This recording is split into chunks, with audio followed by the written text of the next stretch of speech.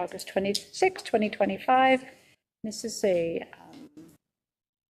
regular public board meeting of the Comox Valley Schools. And the Board of Education acknowledges that we are on the traditional territories of the Comox First Nation. We would like to thank them for the privilege of living on their land and the gift of working with their children. I'd just like to say welcome to a board meeting in August. We don't do those very often, or we haven't done them very often in the past. And we have a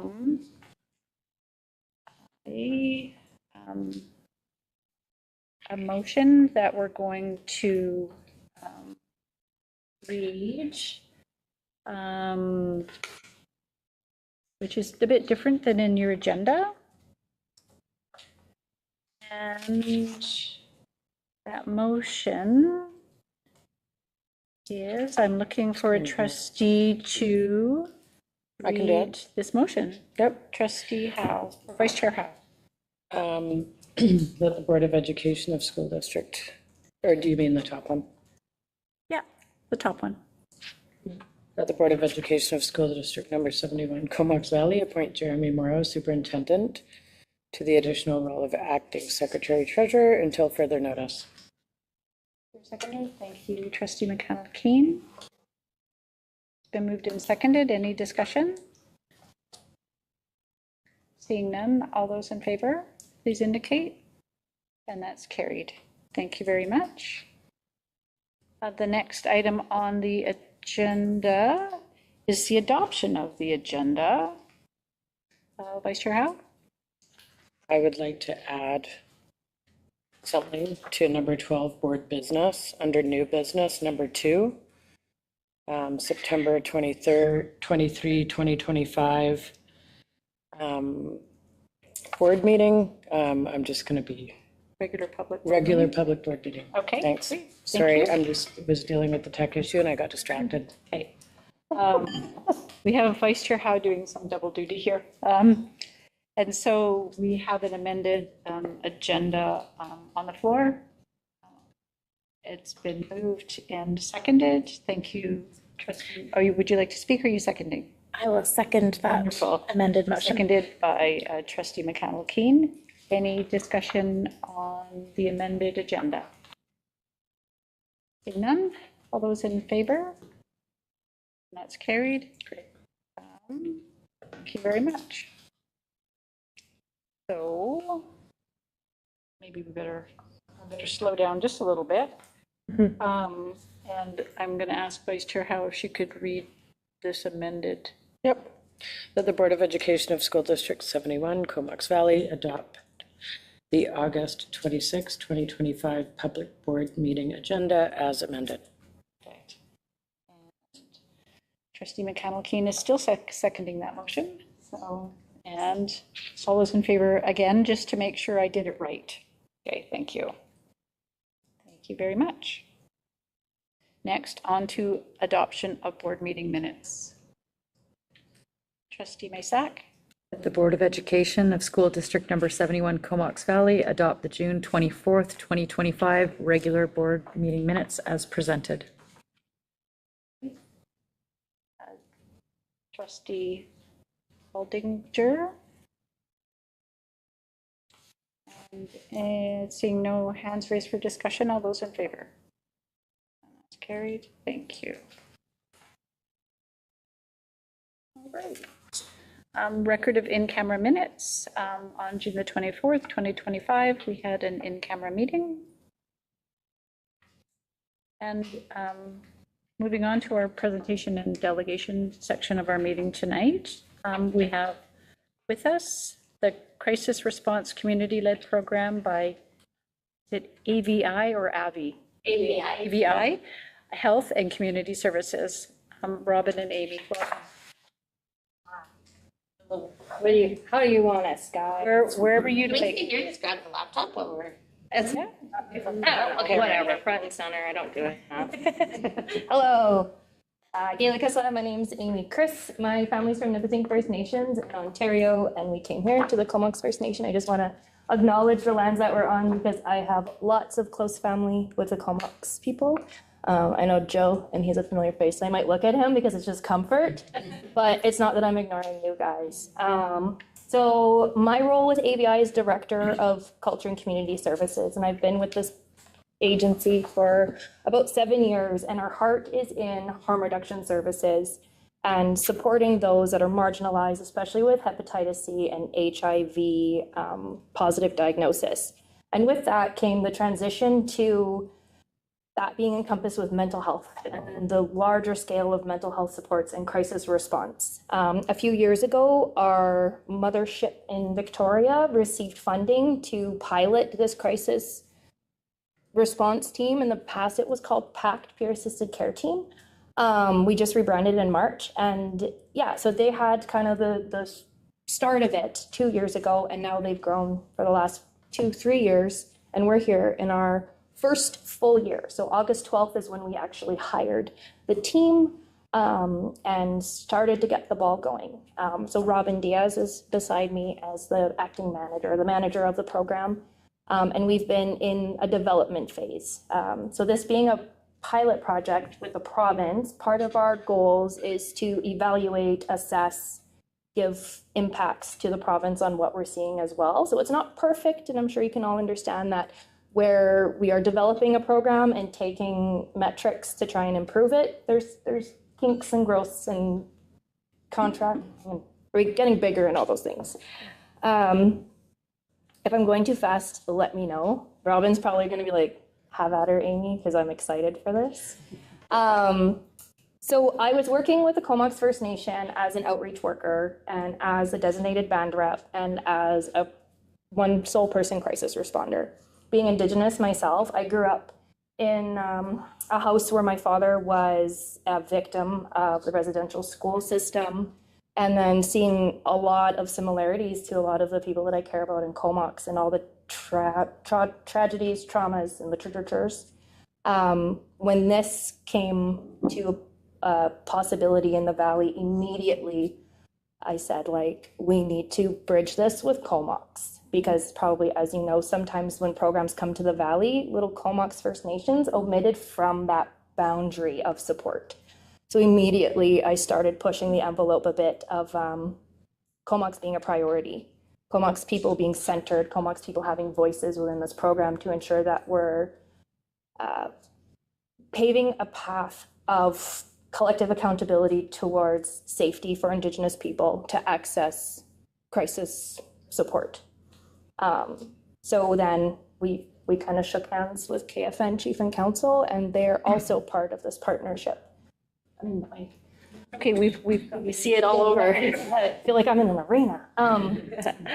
So that has been a slow and steady relationship to build too, because we want to build trust with that entire community. And we all know whether we're Indigenous or not, that is a sensitive space to be.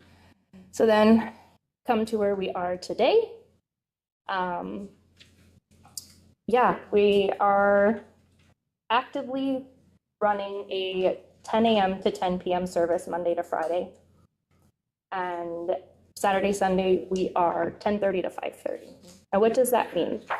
Probably all over the place. That's okay, you're good. Yeah.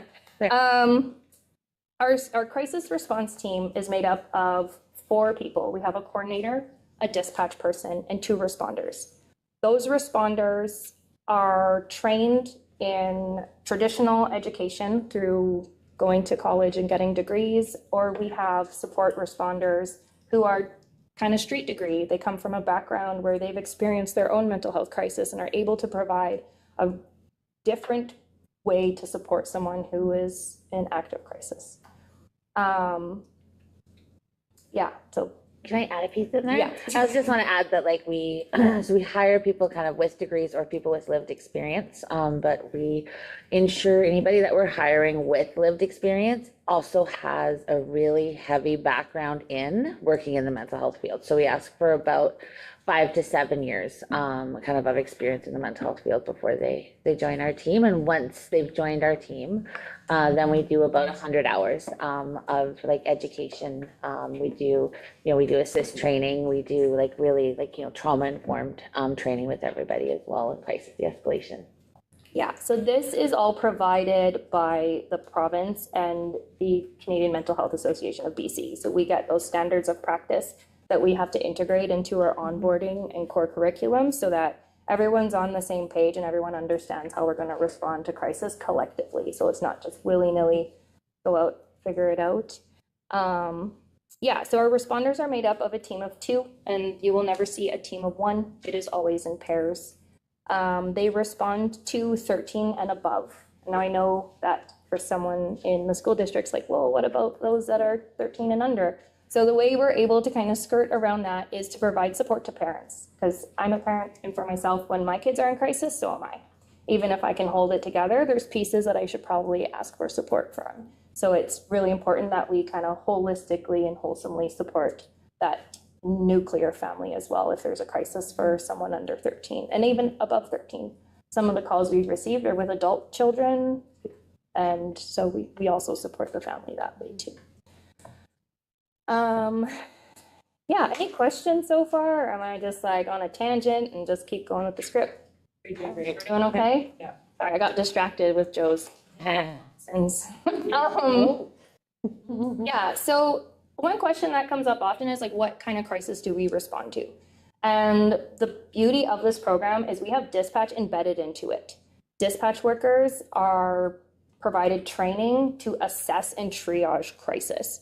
Our de-escalation over the phone is minimal to see and assess if we do need to send out a team, and the goal is that in-person response. It's hard to get someone to really de-escalate over the phone, and our goal and the change from a crisis line is to be there in person to walk someone through and support them with a plan or a follow-up to ensure that they're feeling that community connection. We all know, we might not, I'm assuming, but Gabor Mate discusses mental health and addiction.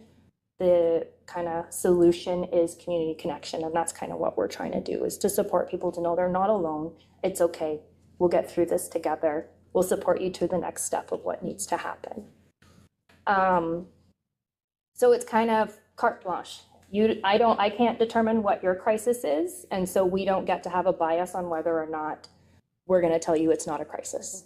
We go through the motions, we go through the framework to understand when and if to send someone out.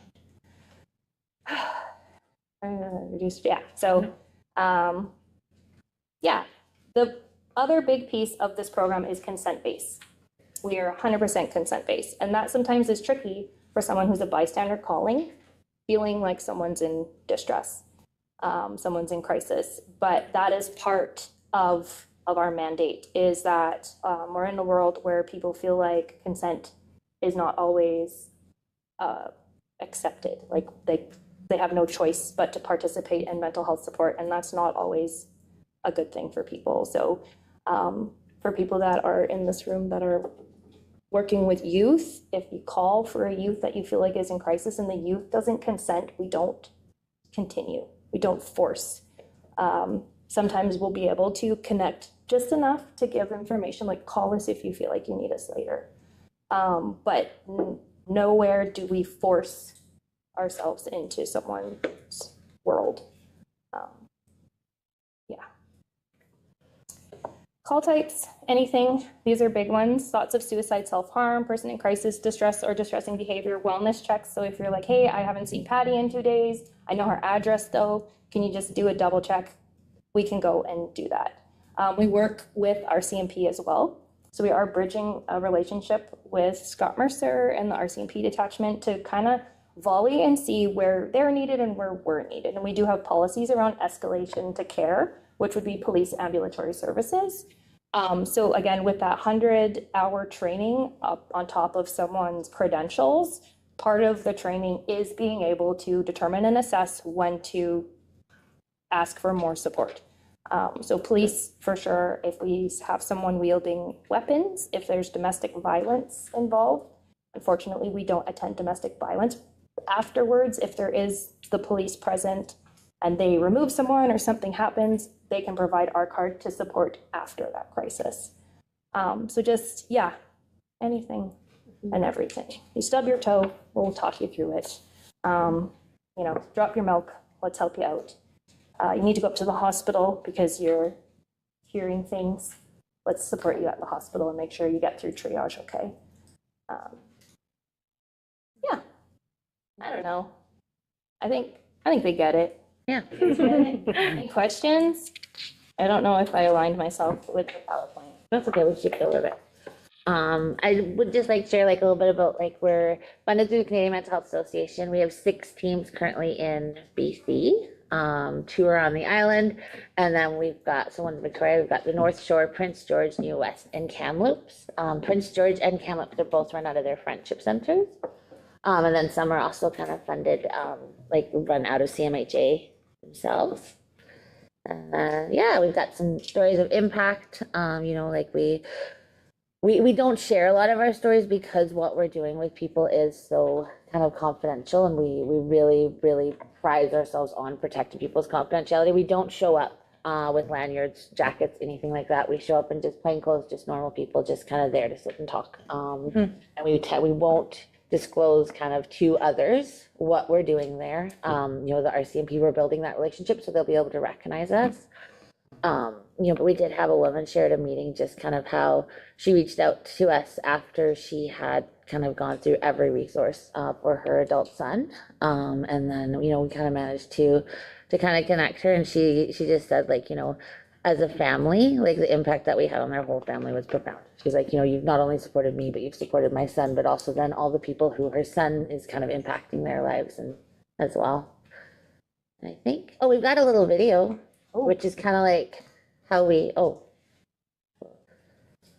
Should I move? I'm on the screen. British Columbia has introduced a new service to respond to people facing a mental health crisis. It's called CIRCLE, which stands for Crisis Response Community Led. CIRCLE is a community-based service that provides in-person support to individuals in crisis, whether it's you or someone you care about. They can come to you or the person you're worried about, listen and navigate through intense situations that could be caused by emotional distress or substance use. The team will then connect the person to available community services and offer follow-up support. This service aims to address the growing mental health challenges in our province. This service is based on a model called a peer-assisted care team, or PAC, similar to those used in over 200 communities worldwide. The team at CIRCLE consists of trained professionals who specialize in mental health support. What makes them special is that some members of the team also have personal experience with mental health and substance use problems, so they understand what it's like to navigate a mental health journey, just as we have paramedics, firefighters, and police to handle other emergencies. We need a team to respond to mental health emergencies. In communities facing various challenges, the team recognizes everyone is unique and respects your choice to receive care and connection. A more compassionate society starts with a circle. CIRCLE is funded by the province of BC and developed by the Canadian Mental Health Association's BC division. Guess we could have started with Johnny. Yeah. So some things that I was thinking of when it comes to the school district and where would we fit in. If there's a youth at a high school who's just coming in and they're just maybe in the corner crying and they're not willing to speak to anyone, that is where our team can come in, so long as the school district's okay with that. And they, you know, stop in at the front office to know that we're not strangers. Things like that. If there's someone disclosing challenges at home that sometimes are on the, like the line in the sand with like an MCFD issue as well, we still have that same duty to report, but we don't leave. We sit there and we stay. We support until that person decides whether or not we can go. Yeah, just wanted to make that as like, where do we fit in with the school district? What can we do? Parents that are maybe struggling, because we know the pressures of society right now are insane. High inflation, we can't afford a lot of things. We can maybe resource them. the teams are made up with like amazing card decks created internally, so they can, yeah, send an email out with things that maybe no one's been able to support them with yet. Yeah, Thank you. so hands up. And just before we get to that, I would like to thank you very much for the presentation, and then offer the opportunity for trustees who have any questions. And then I know we have one other comment from one of our leadership team. Go ahead, Trustee McConnell-King. Yeah, I was just curious around, you had spoken to the root of the program prior to this pilot, starting from a place of sort of support more specifically for HIV positive persons. And I was just curious, how did that evolve to being more of a general crisis response? And it seems curious to me, and I think it's interesting. It's kind of like how did we get there? So initially, AVI started around a dining room table during the AIDS epidemic. Like, we're at our 40-year anniversary this year. And so the compassion and the grassroots understanding of supporting people with very scary diagnoses, or supporting people who are losing loved ones at a number that we usually see during the war, grew into this space of accessing funding through Island Health Authority, who then did see this kind of difference between a clinical setting and me maybe showing up in jeans and a t-shirt and being like, okay, come on, Bobby, let's go to the doctor. I'll sit with you outside or inside, and I can walk you through this. And also, I'm diagnosed as well, so let me know how I can make sure you feel okay going through this process. And then so we gravitated towards harm reduction with safe supply education, safe supplies in general, to reduce the transmission rates in communities of HIV and hepatitis C. And then that grew into, again, that core foundation of human-centered support, which we kind of get lost sometimes in clinical. It gets very, policies, procedures, and that's okay. There's definitely a space for that. But the beauty of hosting this through a nonprofit is kind of being able to be a cowboy in it and supporting people with what they actually need in the moment. So when Circle or PACT came about, it just seemed like a natural transition, because the people that we kind of gravitate towards our programs to be staff kind of come with that heart on their sleeve, understanding challenges, systemic barriers, systemic racism, all those pieces. So that's kind of where that natural flow kind of came. And then when I heard of it, like, I've been employed with AVI, I started as a casual in 2019 and then grew into where I am now. But when I was at Comox, it was just evident that there's just not enough simple programs that can just come out and support someone in crisis. And that's why I'm just like, let's go, giddy up. Thank you. Yeah. I wasn't sure. I just had a quick question. So since you've been in the Comox Valley, is that when, like, your focus included more like, 13 to kind of 20-year-old youth? And without like breaching any confidentiality, like, what's your client volume in that age range in the Comox Valley? Yeah, so generally this program across the board has been 13 and up from the get-go. And we asked why, and it sounds like sometimes in some locations, this seems to be a plethora of supports for those under, but again, as a mom personally, like, there's not enough. And so I think that's why that was a threshold. But then again, like, being creative and being like, well, you know what, if my 11-year-old's in crisis, so am I. So let's just help the whole family. And then in terms of demographic calls, I'm not sure. Like, Robin, yeah. I'd say it's quite low, actually, and they're lower than we want to be. I'd say our age range right now is between about 25 to 45. And that's kind of why we came to meet, with you lovely people today, is because we were at Vanier last year, right before they kind of closed up for the school year they had like a mental health fair, and the team was there. But we really want to figure out how to reach that demographic better, right? And walk along, beside the school board and like the different schools and like counselors, just to really try form those connections. And we're kind of open to any guidance around that to up those call volumes, because we know that that demographic is experiencing mental health crisis. I think they're just not reaching out to us as much as we'd like them to. Some metrics from Victoria, and totally different, their call volume is 300 to 400 a month, and they're in the downtown core. Their age range though, and I wonder if will probably be the same, but still wanting to pitch to get the lower demographic as well, lower age group, is single white males between 35 and 45 living solo, feeling like they can't reach out to anyone ever. So that's kind of what we're seeing in Victoria, but it was too early really to see, and we're still trying to call us in, let's do this. Yeah, and I think though, one thing that's stable now and consistent is our time. Our timing's 10 a.m. to 10 p.m. We probably won't be able to expand.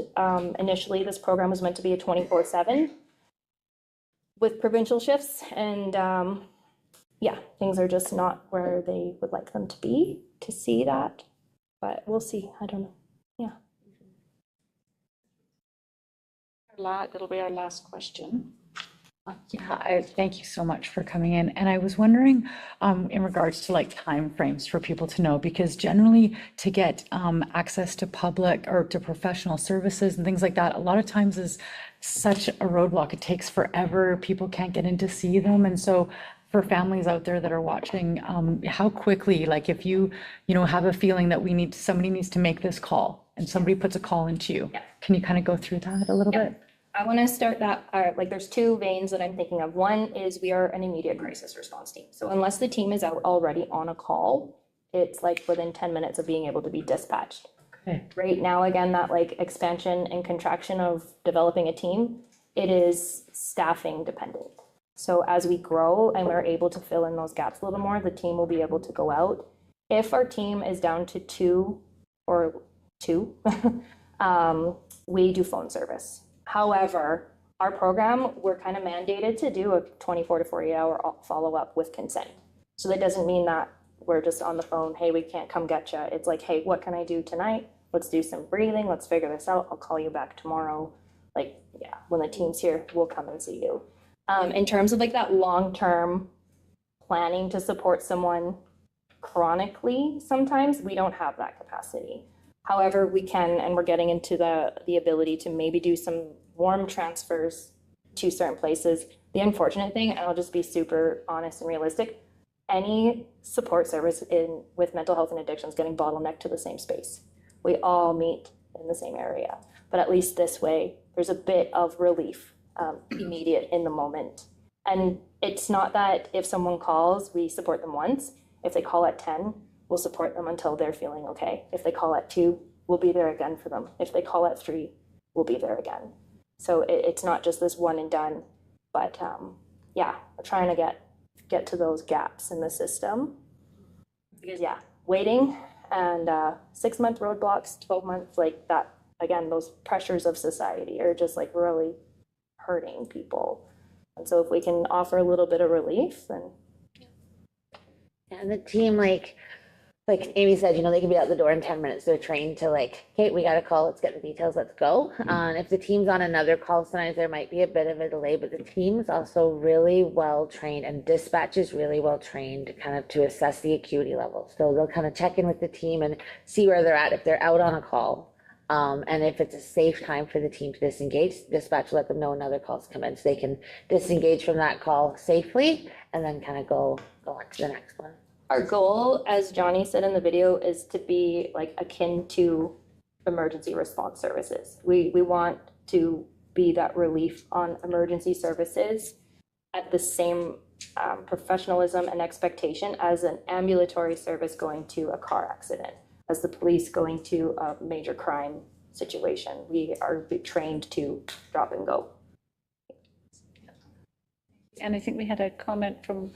Just one quick question. First, Amy and Robin, thank you for presenting. It's fantastic. Guys are so kind. Fantastic information. In the school system, we know it as PAC, your peer assisted. And so my question is, because we're using that, is all our contact information that's connected to that the same as the new rebranding? Because if not, then we need to re-inform all the counselors and all Yeah, that. it's all the same.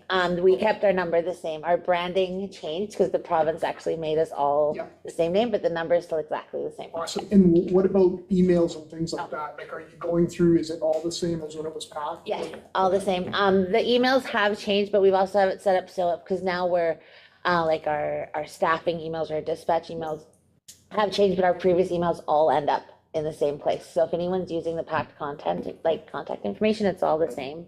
And then I've also left a bunch of our cards, a bunch of our pamphlets with all of our updated information, but I've also left my card with my email and my number. So if anybody ever needs to get a hold of me or has further questions or just wants to send an email, or you can also always phone dispatch and ask to be put through to me. And I might not get back to you right away, but within 24 hours, you'll usually hear back from me.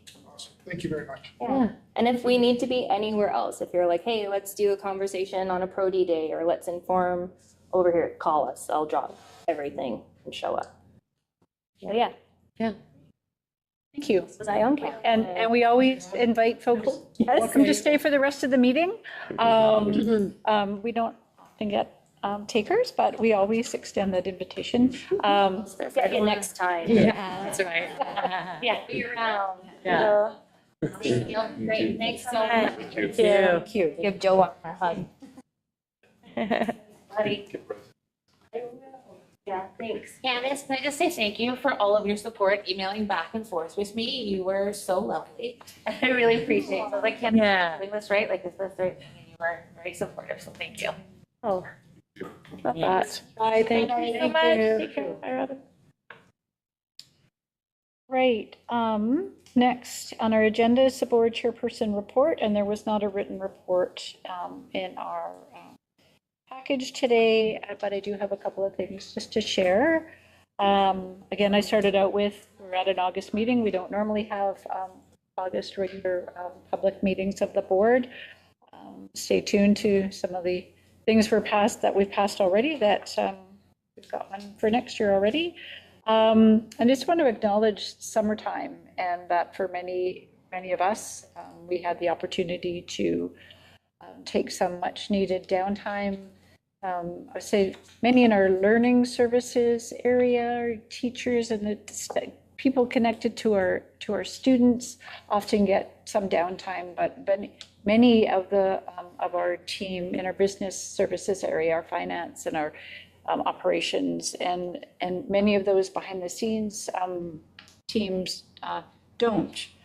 So I just wanted to acknowledge and to thank all of our many members of the Comox Valley Schools who worked throughout the summer. And for those that had the opportunity to decompress and take a break, I hope it was wonderful.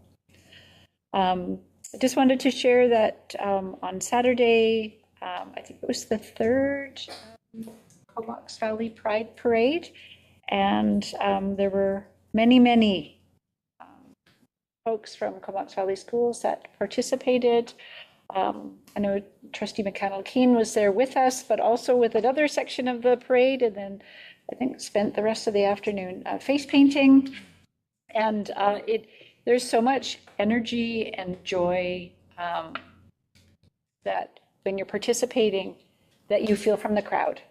And it was beautiful to see so many young people sitting on the shady side of Fifth Street, watching the parade. It was really lovely how many families were there, and I just wanted to say how wonderful it was that so many the team from Comox Valley Schools were able to, those that were able, participated and came out in their full rainbow and pride support. To share that, and I look forward to us having all the rest of our meetings for the rest of our school year happening in a good way. And I look forward to carrying on the rest of the meeting with you all. And I will now turn to the superintendent for the superintendent's report. Well, thank you, Chair Wade. It's tricky when we don't communicate prior because I could just say ditto, but I'll just go a little bit deeper on a couple of those points around what you've raised tonight. So First of all, good evening, and it's great to be back again a little earlier than usual this summer, and I hope that those that did get a break had a chance for a restful summer. Just want to circle back to the beginning of the meeting that a motion was passed requiring a temporary appointment of an ST as a result of Carrie McVeigh, our Secretary Treasurer, being on a medical leave. This weekend, our community came together for the Comox Valley Pride Parade, a wonderful celebration of inclusion and belonging. And as a district, we remain steadfast in our commitment to create safe and welcoming schools for every student and staff member. And we know that there's still important work ahead to ensure everyone feels that sense of safety and belonging. And I wanted to thank as well as Chair Waite, the large contingent of people who proudly represented Comox Valley Schools. Enrollment numbers will fluctuate over the next few weeks, with final enrollment numbers submitted to the ministry at the end of September. We are anticipating slight growth again this year with a total number of students around 11,000.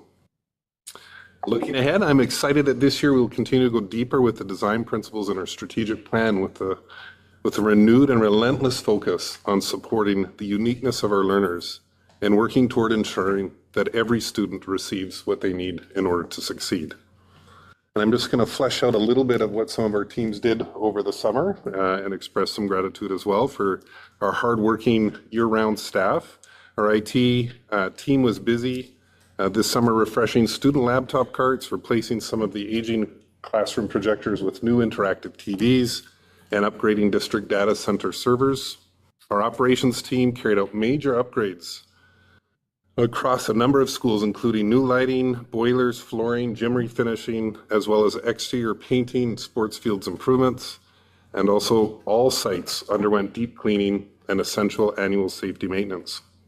In addition to these maintenance projects, we continue to see important progress on capital projects across the district. Construction of the new childcare facility at GP Vanier is moving forward quickly. The expansion at Aspen Park Elementary is well underway, and at Cumberland Community School, work has begun on a major expansion and seismic replacement project that will increase capacity and reduce the need for portable use. Here at the board office, the finance team has been busy with the year-end audit process, and HR has been working steadily throughout the summer on hiring and other personnel matters. I wanted to acknowledge that last week here at the board office, the Clerical Summer Institute was hosted. We had over 70 clerical staff in attendance, a fantastic day of learning, connection, and recognition of the important work that our clerical team does every day. And finally, with the first day of school just around the corner, a reminder about road safety, around slowing down in school zones, watching for students and giving buses the spaces that they need. I want to wish everybody an enjoyable final few days of summer and a very happy Labor Day weekend. We look forward to welcoming our learners back on Wednesday, September the 3rd. Thank you. Now I could read my one final point on my sticky that I didn't say because I couldn't read it, and it was about road safety. Thank you. Teamwork. All right. We have no open committee of the whole board report because we have not met since our last board meeting in June. And I'm just looking to the chair of the ad hoc policy committee. I don't believe we have a meeting date scheduled yet. Just confirming that. No, we are yet to set that.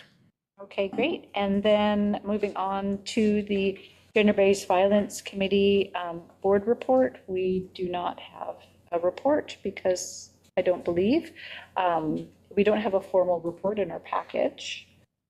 And what would you like to, I can tell you'd like to share. Go ahead. Thank you. I'm that transparent. I'm just noting, yes, so there have been no meetings since I last reported in June, I believe it was, but the meeting date is actually Wednesday, September 24th for our next meeting.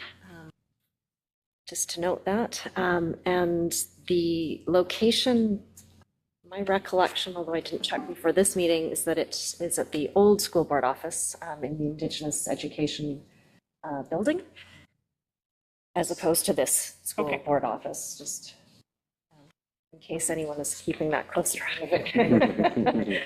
So that's my colleague, Sergeant Howe. So that's 608 Cumberland Road, that address. I think it's 608. So 607. Okay. Great, thank you. Moving on to the next portion of our agenda, the this decision item section. And we have our accumulated operating surplus and reserve allocation information to be presented tonight by Assistant Secretary Treasurer Jennifer Nelson.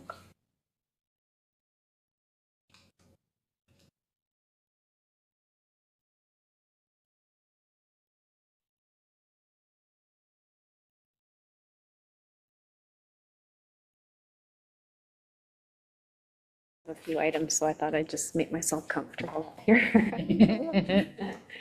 All right, so yeah, so this briefing before you tonight, as you recall, in June, we brought forward a summary for you to consider. It was really an estimate at the time of a list of recommended surplus restrictions that would be coming forward at this time of year when we're approving the financial statements, and that list was compiled throughout the budget process. So now that we have gotten through our year end, we've drafted financial statements, we're well underway with our audit, and we're able to now provide you with a fulsome list of those recommended restrictions. So these are in alignment with what was previously communicated, with a few updates for you. So some of the items that has changed since you've last seen this is we are able to increase the contingency reserve up to 3%. So that would bring it up to 3.8 million. And that leaves us with a remaining $5.3 million in recommended restrictions. So we've updated the targeted fund amounts, or the targeted and restricted funds at the top. So that was missing last time, so we know those amounts. And also included in there now is the $407,027, which is prior year commitments that were made for surplus restrictions in a previous year. So it's not new funds, it's projects that we restricted last year that are unspent that we're carrying forward, and acknowledging that those projects are still continuing on.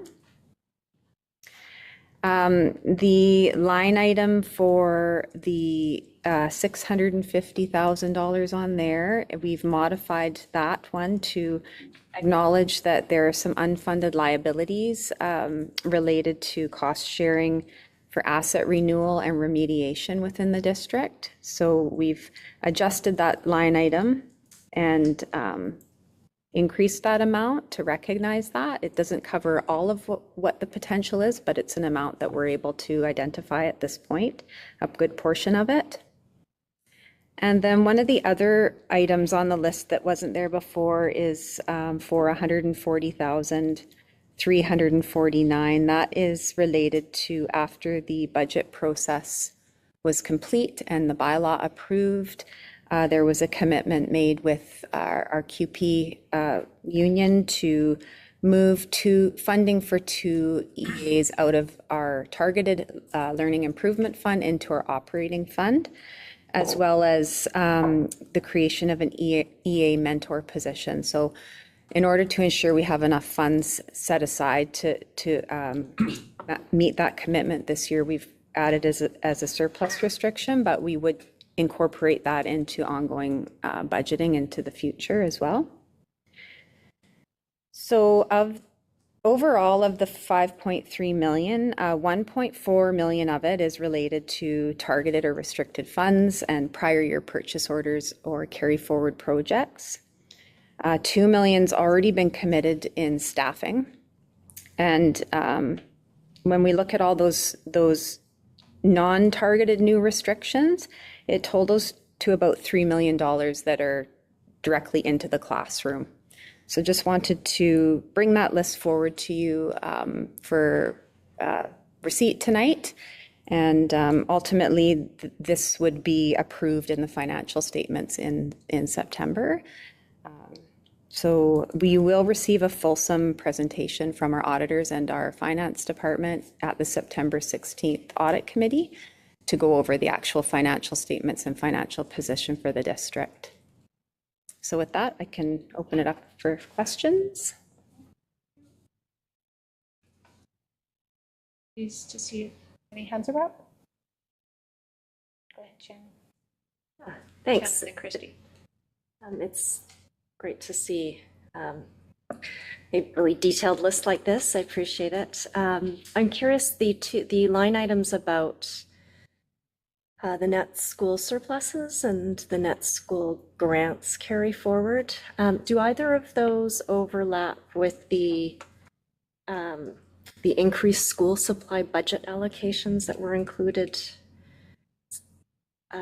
in the budget conversations in the spring? I know we approved an increase, it's only 34,000, a relatively small amount in relation to what's listed here, but I'm just curious if there's any overlap with that in the net school surpluses. No, there isn't. No, so that was a new add in next year's budget, the 25-26 ongoing budget. And this is just strictly related to the school's specific surpluses that they have left at the end of the year that we have to hold for them. So we have to restrict those funds so it doesn't fall into our operating surplus. And do you have another question? Okay, Christy? Yeah, mine was more of a comment. I just wanted to say thank you for this great work. And it feels really nice to see us getting up to that maximum contingency where we're up to the 3%. And I think that puts everyone in a bit more of a safer position, I think, with finances unknown in this time. And so, yeah, thank you for your team for doing such great work. It's really nice to see us putting more aside like that. I have a couple questions, and if any trustee has a question in between my questions, just raise your hand. I was curious about the physical literacy position, because I recall hearing at I think our last board meeting or one of the meetings that we hadn't renewed the position. Could you explain this position? Is it new? Is it ongoing? Yeah, so it is connected to the previous position. It was a secondment for a specific period of time. We did continue to receive grant funding that covered 2 days. And by adding a third day, which is at approximate cost of $23,000, it just changes fundamentally the access for that physical literacy support within the district. So it's an addition to grant funding that supplements the position. Great, thank you. And then I clearly don't know enough about the LIFT funding because I didn't realize that we had full positions funded out of it. And so maybe I could ask at a later time that we could receive maybe more information about how that fund, because I know it's a negotiated fund, and how that works, because that's probably a longer answer than the time we have tonight. But I was curious about it. That I always thought it was a top-up. I didn't realize that there were full positions that were funded out of it, unless you have a simple answer. I think it's the longer piece. Okay, Yeah. darn, okay, all right. And then I was curious about the $25,000 for the accessibility initiatives, and why this is happening opposed to the money coming out of our AFG funding. So I'm happy to take that. And anytime that I answer a question that might need a more other information or a correction, please feel free to do so. We do have a number of accessibility projects that are covered under AFG. The reality is that those tend to be longer term and very significant projects. I'm thinking last year of a circumstance where a school desperately needed a ramp and they needed to own that ramp for a student who had some accessibility concerns. So just wanting to have some contingency to respond to smaller but really important accessibility concerns that are raised throughout the year. Thank you. And then for some of the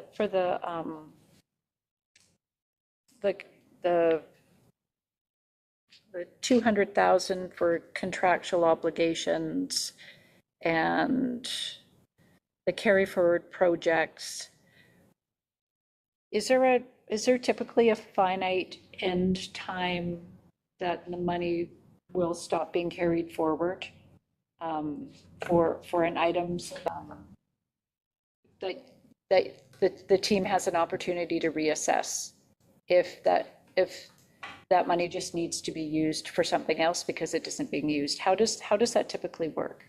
Yeah, so through the budget process, we do analyze the restrictions, and we have conversations and check in to see where projects are at. If we know they're carrying on and we're not complete, then we make sure we tag that and carry it forward. But if the project was complete or no longer required completion, we would relinquish those funds back into surplus. So this amount represents us going through and identifying, like, our long-range facility plan. We have to embark on that. We still need those funds. It's not complete. We're going to carry it forward to this coming year. So there is quite a bit of analysis that goes through all of the funds through the budget process. And then lastly, could you give some examples of the contingency, other government pending liabilities in terms of the cost sharing? I can do that. So looking at the non-renewal of the park permit, potentially some costs associated with potential remediation at Tribune Bay. There was in the installation of the turf field a commitment of supporting some of the costs of replacement, and so those are two that come to mind that are potentially significant liabilities. And that's the original turf field, correct? Any other questions come to, no? Okay, I thought maybe. All right. I am going to find my agenda and see if there's a trustee that would like to move the motion on top of page 3.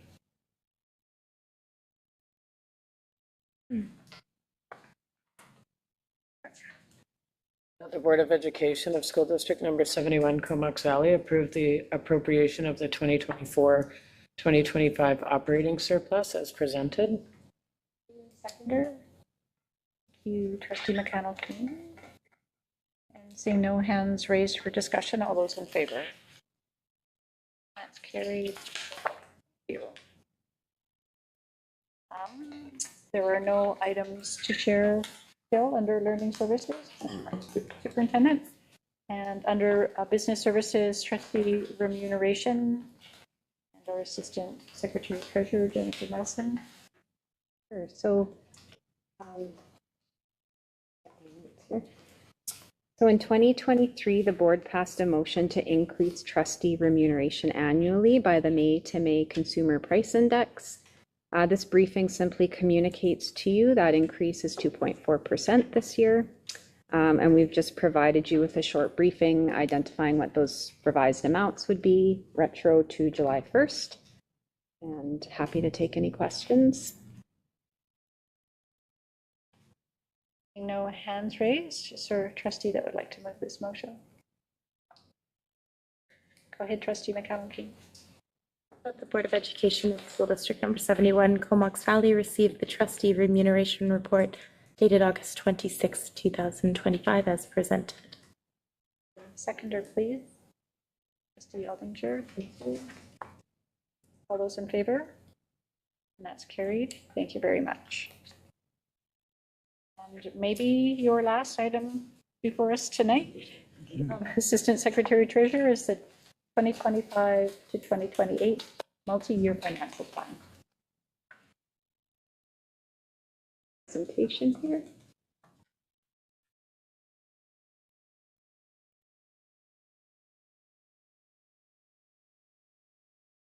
All right.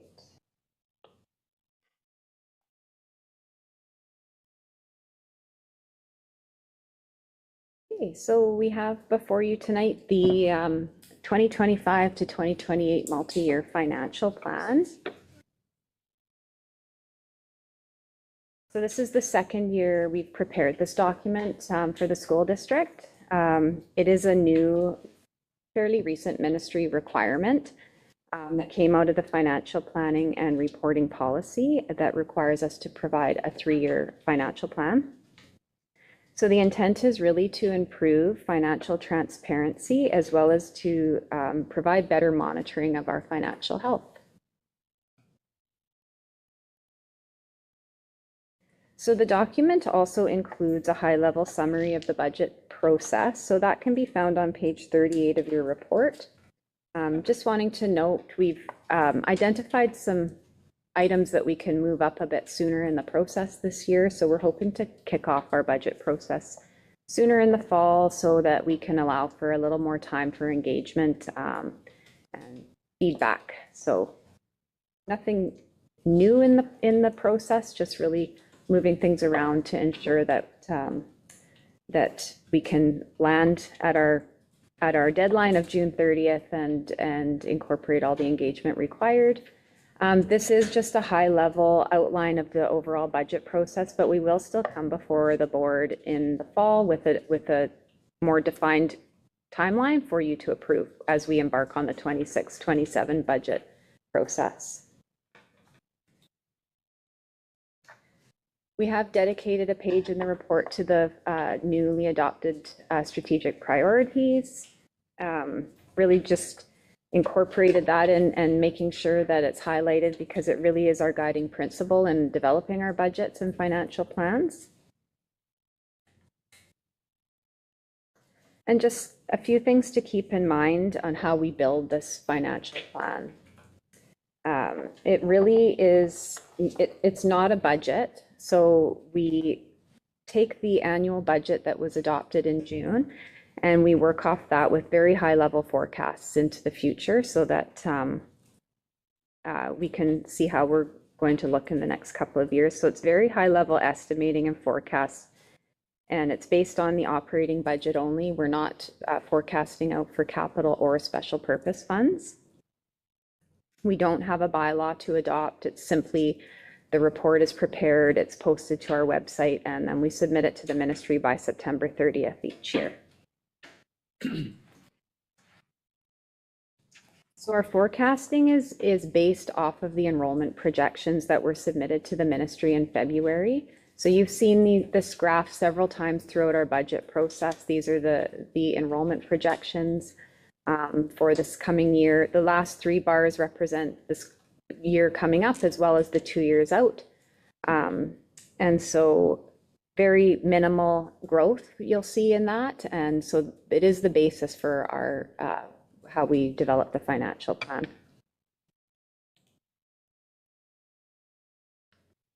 So when we're projecting our revenues, based on those enrollment projections, we are building in a 1%, we're assuming a 1% increase to the per pupil rate as well when we're projecting out. We're anticipating 2% increase for our international revenue for inflationary increases, as well as we've incorporated an anticipated reduction in the number of FTE students in the 26-27 year, as that is something we're aware of. And so we want to make sure we recognize that reduction in revenue. However, we have reduced the expenses as well because we know that if we have less students, there would be less costs associated as well. As well as investment income, we're still recognizing moderate declines in that, as we know interest rates anticipated to decline. And then we've kept other revenues constant. In terms of the expense side, we haven't factored in any negotiated salary increases for the unionized groups. We are assuming that once because those contracts are currently in negotiation, that once they are ratified, we would then receive a grant from the ministry to offset those costs. So we haven't built any of that into this financial plan at this point. We've incorporated a 5% increase for transportation, which is contractual and consistent with how we've been budgeting. And then minor increases for services and supplies, just to recognize inflation. However, to note, we don't receive funding for that from the ministry. So And then lastly, we have noted in future years an increase to the local capital transfer into from operating into our reserve. And that is largely made up of acknowledging the fact that we did eliminate our contribution for modulars in the last 2 years because we were approved for the Aspen and Cumberland projects.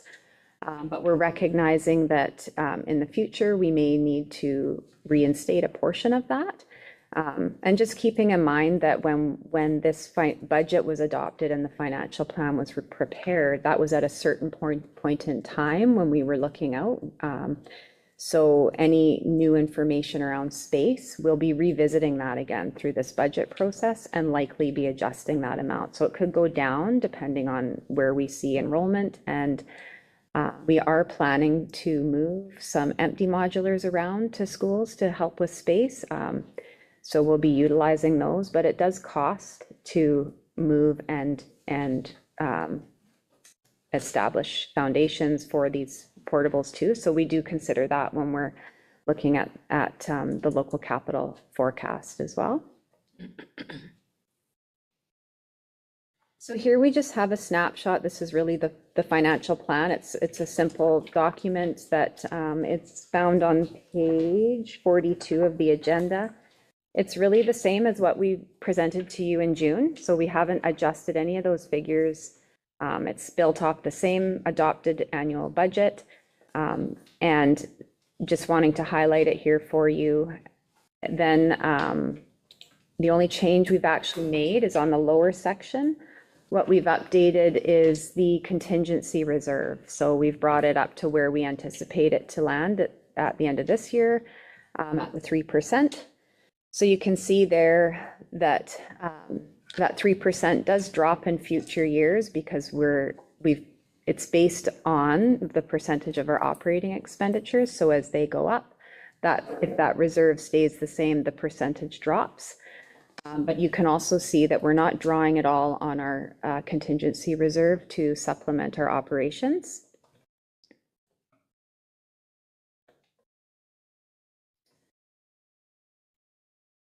So in summary, the financial plan illustrates that we are projected to be able to maintain our current service levels over the next few years without reliance on our contingency reserve to balance our budget if all is equal. We do still continue to face inflationary cost pressures that are not funded. And also, depending on what kind of financial impacts come out of our bargaining, that too could potentially impact future financial positions. But it is important to continually monitor, and we do, and we update this annually based on the latest information and the latest budget that's been adopted. And then any significant changes to the budget, of course, come before the board during the annual budget process through our transparent process. So that's really it. If anybody has any questions, I'm happy to take. Looking to trustees to see if they have any questions. I want to thank you and the team for creating this. I will note your slides didn't parallel the what we had received in our package. And so if you heard pages flipping or my pages flipping, it's because it was some of the information that you shared wasn't in the agenda package, and then some of the information in the agenda package you didn't touch on. So I think one of the significant differences is the timeline, is that we had it month to month, where there were several sections in yours where you had multiple, like October to January or something. So it was a little hard for me to follow. I'll just share. Yeah. But thank you for this. It's really helpful to have the 3-year for us to be looking forward, because it isn't easy to pivot for an organization of this size with 11,000 students in our district and so many employees. So thank you. Vice Chair Howe? Was there anyone else? Can I just add one comment? Yeah. Well, I think I want to just make sure we don't lose the fact that the first 3-year projection we had actually had us drawing on contingency to balance the operating budget. So we were in a structural deficit, and that has been resolved. We're projecting modest growth, not exceptional. I think that the multi-year plan is actually a fiscally conservative plan, which means that we're hopeful that we will be able to actually add to services over time. So I just want to ensure that we're also acknowledging the good news of the budget, being that we're not in a structural deficit, and that hopefully that means translates to additional supports for students as we carry on. I was just going to move the motion, yeah. The Board of Education of School District 71, Comox Valley, received the 2025-2028 multi-year financial plan dated August 26, 2025 as presented. Seconded by Trustee Masek. And all those in favor? That's carried. Thanks, Thank you. Jennifer. Thank you.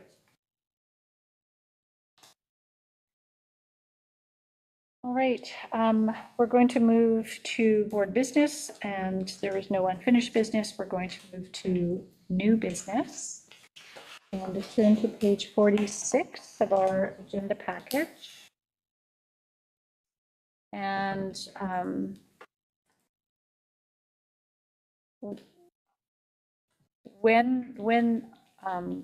when this meeting schedule for committees of the whole and other board meetings was created, it took into account some of the feedback we'd received about our open committee of the whole meetings, our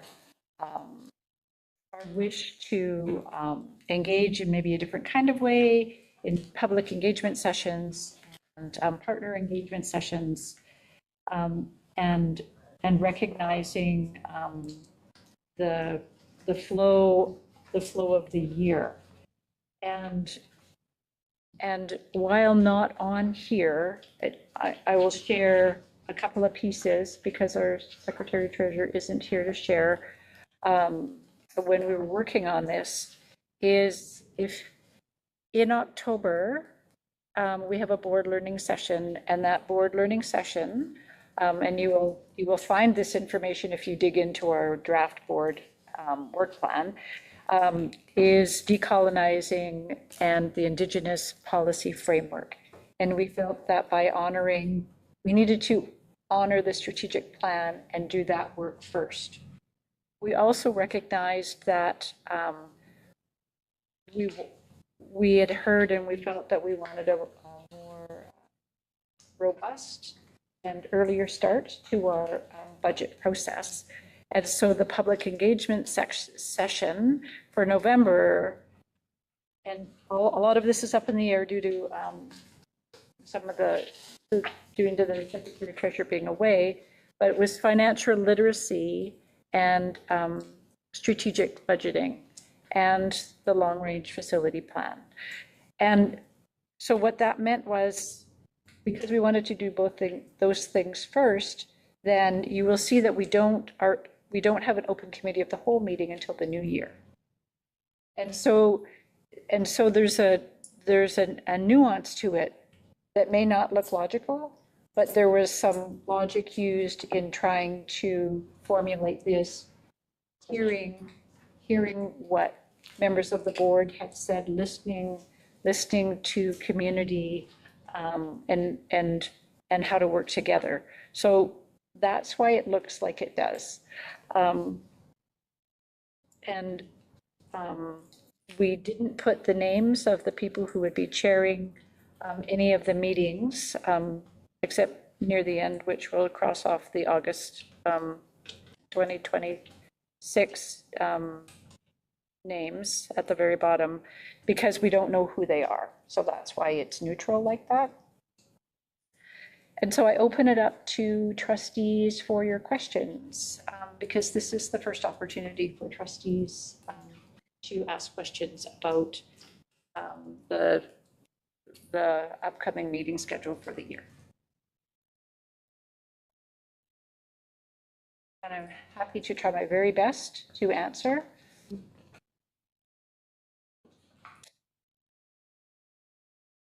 Trustee McConnell-Keen.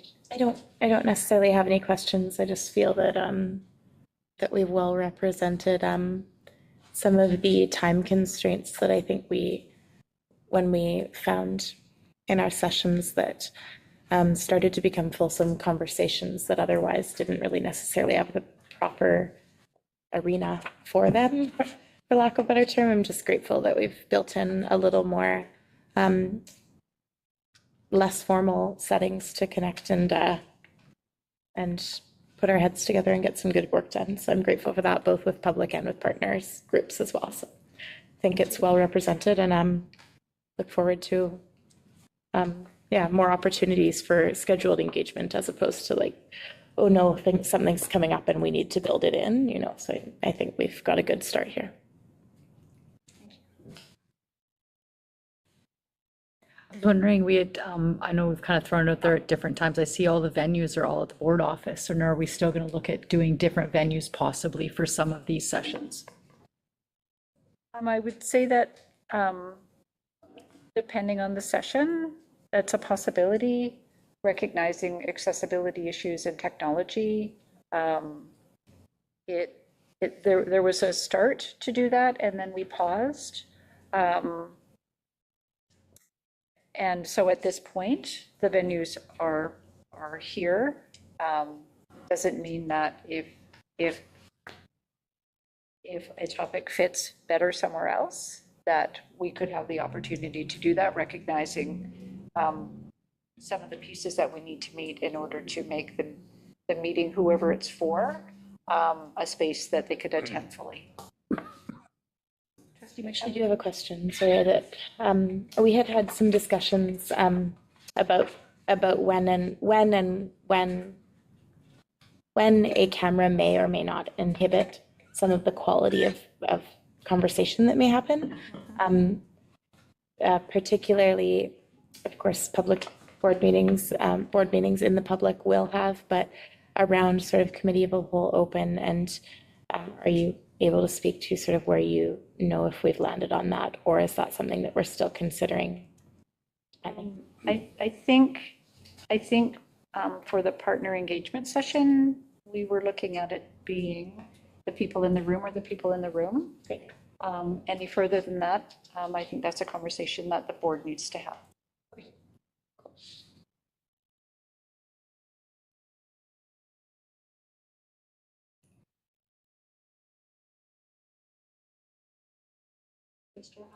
I'm happy to move this if everyone's moving forward. Okay.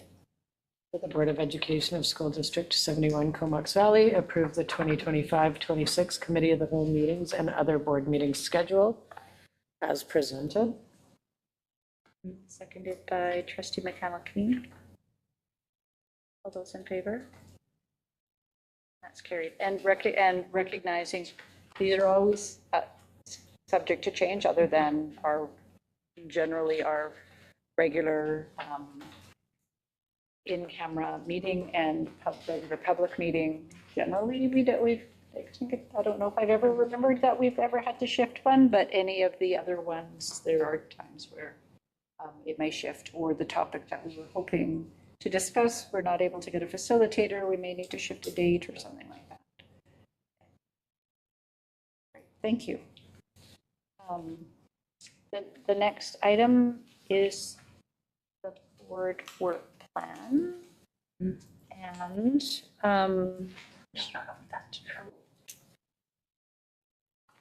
You had to move it?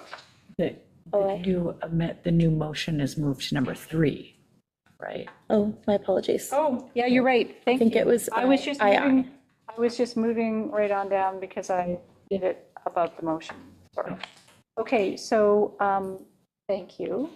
Moving on to item II under new business, which was titled the regular public board meeting, September 23rd, 2025. Vice Chair Howe. We wanted to add a motion And I'll read it a little bit slower in case someone else to type it out. That the Board of Education of School District Number 71, Comox Valley,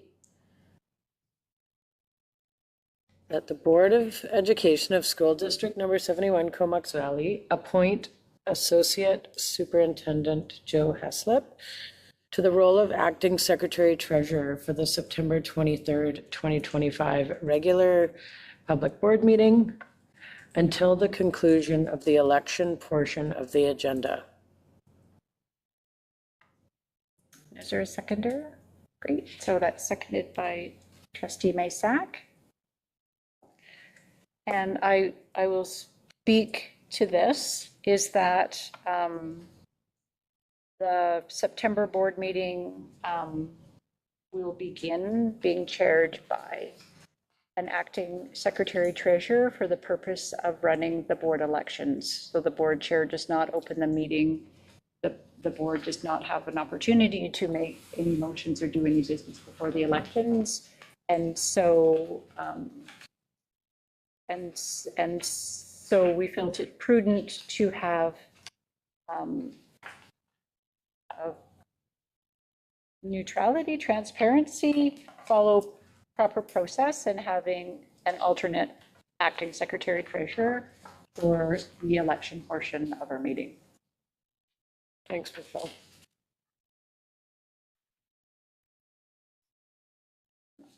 Seeing no further questions, all those in favor? And down, and that's carried. Thank you. Thank you for keeping me on track. It's moving right to the board work plan. Thank you. I will share that in our package is the draft 2025-26 board work plan. And the purpose of the work plan is that it outlines our board's annual work as governors of our education system and outlines how the corporate board will fulfill its role to this respect.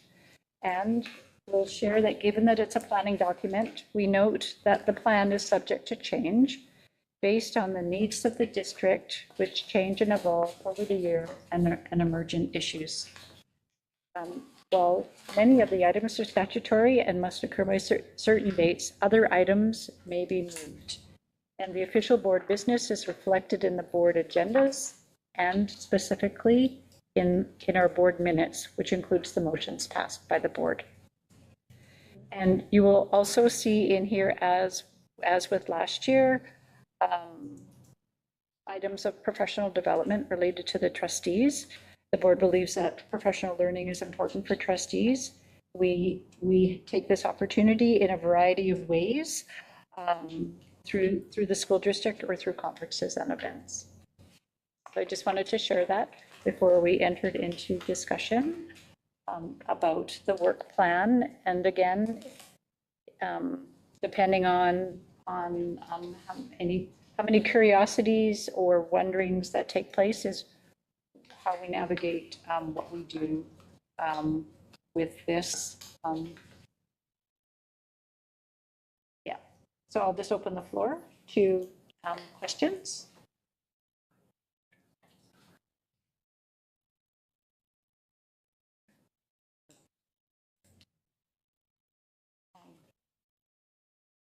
Go ahead, Jen. I appreciate your commenting that it is open to like some flexibility as the year progresses. If there are, I'm thinking of the two issues that I don't think that I see addressed in the annual work plan, although I might have missed them. Would be an update around the anti-racism measures being initiated by our district, partly in keeping with the province's mandate in that area, and also follow up to some of the good work that's been done, well, recently and historically in the district. And then also I'm curious about any updates around the work we're doing in relation to the SOGI provincial mandate as well. So again, happy to hear that this is a great roadmap so that people, ourselves and partner groups and public can see what the plan is ahead, but also happy that there's some flexibility built in if emerging issues arise or there's something that we've missed that we do still want to get updates on. Thank you. I just have one general comment with a lot of gratitude to, I do like the way it's presented this year. I feel it's certainly easier for me to follow. And I know an incredible amount of work went in from our Secretary Treasurer and team. And my one thing that I will say now, given that we're entering the sort of fourth year potentially of our term as a team, is that I think back to when I first began in this role, and I remember thinking the amount of times that I felt silly asking certain questions or thinking, how do I not know what that acronym stands for? And it's just something that I think at this point that we should, as we build into next year, whether it would be helpful for whoever may come into a role such as this to have sort of, to not let those things get in the way and to have sort of, when it says VISTA, whatever, I mean, that's one simple explanation, but BCPC, all these terms that I felt so silly in the beginning, not knowing, how did I not know? And then was sort of doing my little homework, of course, but I thought, I wonder if in the beginning of the term it would be helpful to have that sort of stuff built in a little bit more in that first year. Having said that, I think I feel really strongly about what we have before us and look forward to going forward. So somewhat like a glossary? Yeah, like at the end with the abbreviations. Yeah. I have another question. I see that there's item called quarterly update that's been built into several months, and I don't recall seeing that in the board work plan that we'd put together for the previous year. So I'm curious what that entails. Answer. So the quarterly work plan, the intention there is to provide a comprehensive forward-facing document that provides a summary update of operations, maintenance, human resources, strategic plan, educational initiatives. So it's intended to provide significant information of what's going on in all of those areas of the district. Great, thank you. And it would be a written document in our agenda package. Okay. That would cover sections of our school year. And we had been hearing that there was information that the board and individual trustees were wishing to learn about, or information that maybe we used to learn about, but now we're maybe not learning about it as often, and we wanted a placeholder to be able to capture that information. And so, yeah, so we were hoping to try a model of what some other school districts use to capture the information. Okay.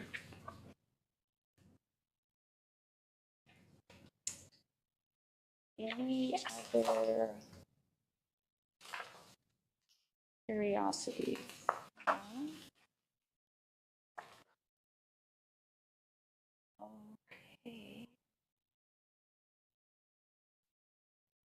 Would the trustee like to make a motion regarding the board work plan that's found on the top of page 4 of our agenda? Motion that the Board of Education of School District Number 71, Comox Valley, approve the 2025-26 board work plan as presented.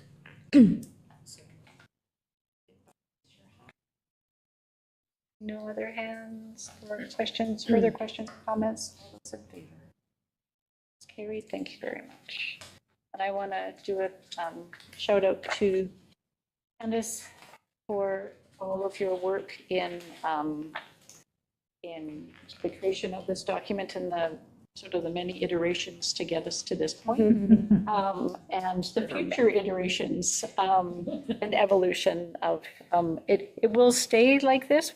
Whenever we post it, if there's any tweaks between now and then, it won't be changed once it's posted.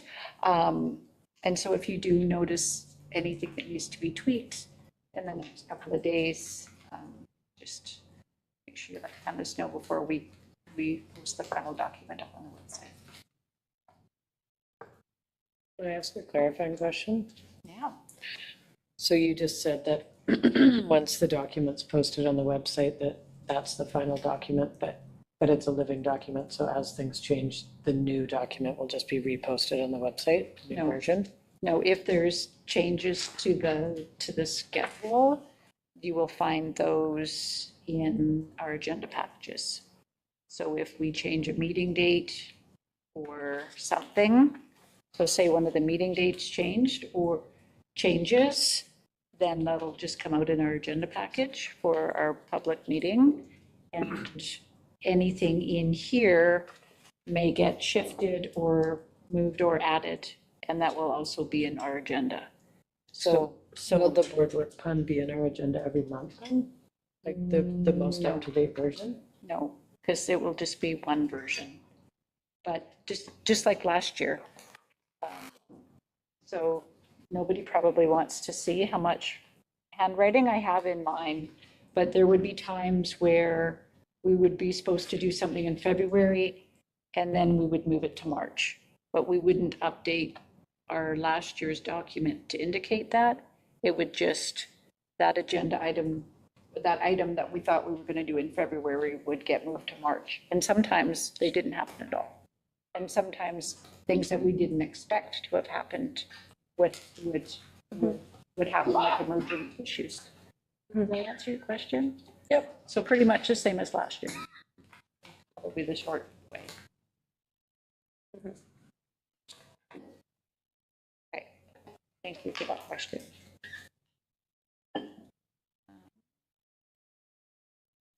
So the last item is correspondence. Sorry, I had made myself notes for this and I put them in a safe spot. We were contacted, sorry, I just need to find it. Yes, we were contacted this summer by some of our partners in local government with a request to support an advocacy request to the provincial government. And this is a copy of the correspondence that was sent to the Minister of Public Safety. The board, in principle, approved supporting this letter that has been signed off by the Comox First Nation and many of our partners in local government. So we've just got it here as correspondence in terms of transparency to show that we participated in this advocacy work over the summer. And I'm going to ask if there's any online questions. I will note that the 15-minute public question period to the board is now open at 8:30, and we didn't have anybody online. And just curious if any members of the public have a question on any item that was covered under the agenda tonight. Go ahead, Sean. Yes, Chair, I have a question through you, probably to staff. There was a mention of a prediction of 11,000 students for this coming school year. So I guess the first part of my question would be, is that a rounding or estimate, or is it expected to be 11,000? And if so, will there be a staffing increase since the budget was based off of 10,500? I'm going to look to the superintendent to see if he's able to respond at this time. Yeah, I think that that's a rounding. That the projections that we sent in February to the ministry, which I can't recall the exact number right now, but the current enrollment is spot on to that February projection. corresponding staff increases. For example, we had increased registrations at Brooklyn, and we've added a classroom there. And so if there are additional registrations that change the composition of our classrooms, then we will be adding staff. But that right now we're basically right on our spring projections. So are there any other questions from the public? Go ahead, Jackie.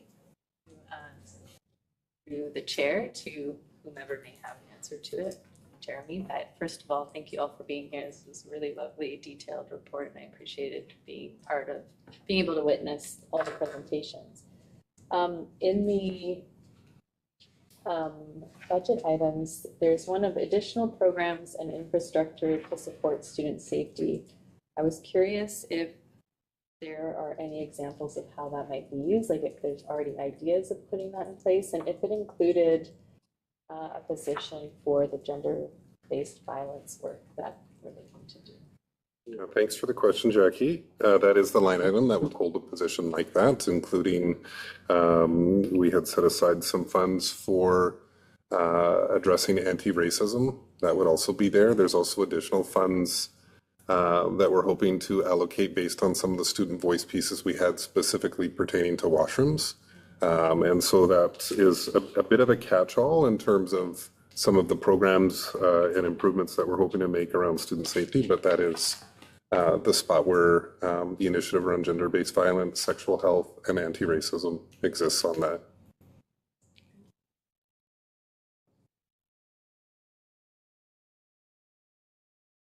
And in the back? Jennifer. Thank you. Thank you. Through the chair, just wanting to make sure that we're understanding the briefing note regarding the accumulated operating surplus. So under that net school surpluses of $76,922, I just want to make sure we're reading this and understanding this correctly. These are funds that were provided to the school that went unused? That's correct. By the district? By the district. Okay, so I'd be curious to know if that's a trend, just in general, if that's kind of consistent. But I'm just, in thinking about those funds, and are we reviewing those funds, and are we sure that those are funds that are only supplied by the district? So I'll maybe defer to AST, Jennifer, around the trust funds. I don't believe that is inclusive of those school-generated funds, however those are generated. This would be district-supplied annual funds that are given to schools based on FTE. It is not atypical to have some left. Lots of schools have a multi-year plan or project that they're building towards. There's also a wide range of detail that you don't see there, which is there's a total surplus, but some schools run right down or even sometimes borrow against the next year, very close. So that's the overall leftover. So, and it's just pertaining to the operating grant that comes from the district to schools, not the trust fund. I just, because like a lot of times PACs will fundraise or they will kind of give money to the school or give teachers for funds. And so just the question is clarification to make sure that this isn't somehow maybe donated funds from parent fundraising and PACs that has then somehow didn't get spent and has now worked its way back into a surplus for everybody. I will just make sure. Thank you, Kenneth. I can answer that question. The net school surpluses that you see is actually for all locations combined. So it actually is a total of five locations running deficits. The rest actually had surpluses. So it's all of them combined together. It specifically excludes school trust funds or monies that would come to the school from PAC.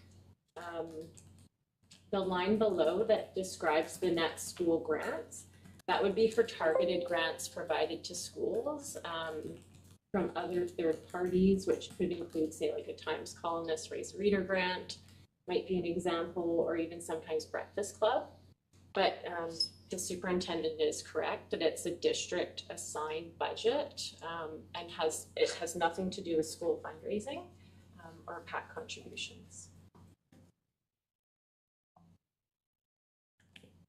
Seeing no further hands and no waving that there's anybody asking questions online. That will conclude our public question period to the board at 8:37. And oh, yeah, Janet. That the Board of Education of School District Number 71, Comox Valley adjourn this meeting. Vice Chair, seconded by Trustee McConnell-Keen. All those in favor?